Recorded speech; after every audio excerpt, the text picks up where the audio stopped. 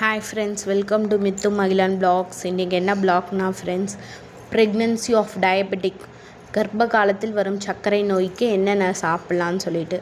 கருப்பு கொண்ட கடலை ரொம்ப நல்லது ஃப்ரெண்ட்ஸ். நான் என்னென்னலாம் சாப்பிட்டேன்னு இந்த வீடியோவில் சொல்ல போகிறேன். வாங்க வீடியோக்குள்ளே போகலாம். பச்சை பயிர் நம்ம எப்படி வேணால் செஞ்சு சாப்பிட்டுக்கலாம் ஃப்ரெண்ட்ஸ். நம்மளுக்கு எப்படி டேஸ்டியாக வேணுமா இல்லை மசாலா போட்டு வேணுமா அது மாதிரி சாப்பிட்டுக்கலாம் ஃப்ரெண்ட்ஸ். அப்புறம் நட்ஸ் சாப்பிட்லாம், ஆனால் பேரிச்சம்பழம் சாப்பிடக்கூடாது ஃப்ரெண்ட்ஸ். பீக்கங்காய் சாப்பிட்லாம் ஃப்ரெண்ட்ஸ். என்னென்ன பச்சை காய்கறி கிடைக்குதோ எல்லா காய்கறியும் சாப்பிட்லாம் ஃப்ரெண்ட்ஸ். எப்படி இப்போது ஒரு ஊர் பச்சை பச்சேன்னு செழிப்பாக இருந்தால் இந்த ஊர் செழிப்பாக இருக்குது, பச்சை பச்சேன்னு இருக்குதுன்னு சொல்கிறோம்ல ஃப்ரெண்ட்ஸ். அதே மாதிரி பச்சை காய்கறி எடுத்தால் நம்மளுக்கும் நல்லது, நம்ம வயிற்றில் விளையாட குழந்தைக்கும் நல்லது. வாழைக்காய் ரொம்ப ஃபைபர் நிறைஞ்சது. வாழைக்காவை வந்து பொரியல் பண்ணி கூட்டு பண்ணி சாப்பிட்லாம். அதே மாதிரி பச்சை பழங்கள் ஆப்பிள், கிவி பழம் அது மாதிரி சாப்பிட்லாம். வெண்டைக்காய், சொரக்காய், பாவக்காய், பீன்ஸு இதெல்லாம் நல்லது ஃப்ரெண்ட்ஸ். அதே மாதிரி மாங்காய் வந்து பழமாக இல்லாமல் காயாக இருக்கும் போது சாப்பிட்லாம். சீத்தாப்பழம் சாப்பிட்லாம், நெல்லிக்காய் சாப்பிட்லாம், கொய்யாப்பழம் சாப்பிட்லாம், பச்சை கலர் திராட்சை சாப்பிட்லாம். இதில் ஓவராக இனிப்பு இருக்காது ஃப்ரெண்ட்ஸ். பேரிக்காய் சாப்பிட்லாம். க்ரீன்லேயே ஆப்பிள் இருக்கும், அது மாதிரி கிடச்சிச்சின்னா ரொம்ப நல்லது, அது வாங்கி சாப்பிட்லாம்.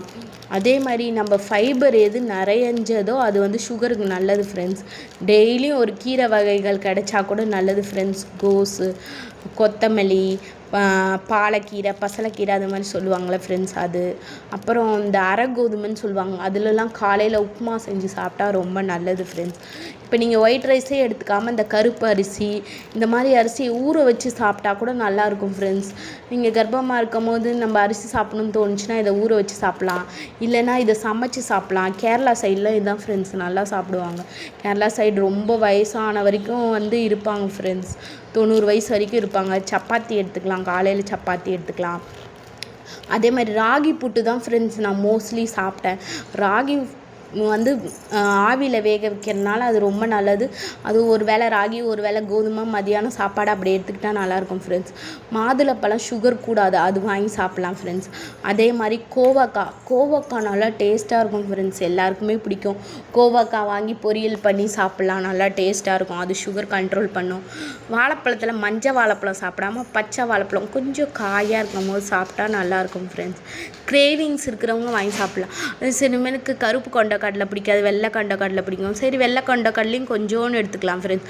வெள்ளை வெங்காயம் கிடைச்சா நல்லது ஃப்ரெண்ட்ஸ். குக்கும்பர், லூக்கல் கிடைச்சா நல்லது சுகருக்கு.